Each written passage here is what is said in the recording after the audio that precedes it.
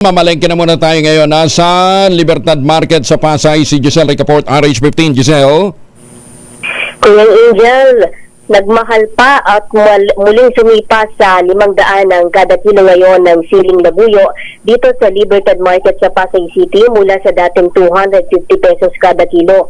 Tumaas din sa 600 ang kada kilo ng siling pansigang mula sa dating 300. Bukod sa sili, nagmahal din ang iba pang gulay kagaya ng kamates na mabibili ngayon sa 200 ang kada kilo mula sa dating 120 pesos.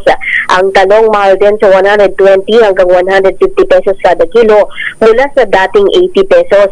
Ang ampalaya mabibili ngayon sa 140 hanggang 180 ang kada kilo mula sa dating 80 kada kilo lamang.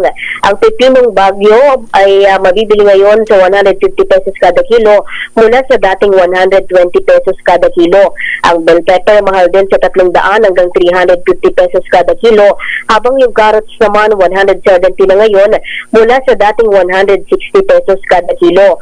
Mahal din sa 140 ang patatas mula sa 110, habang ang sayote naman 90 pesos na ngayon mula sa dating 60 pesos lamang.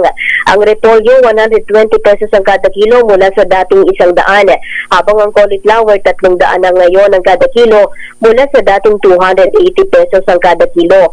Ang lettuce naman sumipa rin sa 220 pesos ang kada kilo mula sa dating 180 pesos, habang ang kalabasa mabibili ngayon sa 80 pesos kada kilo mula sa dating 60 hanggang 60 lamang.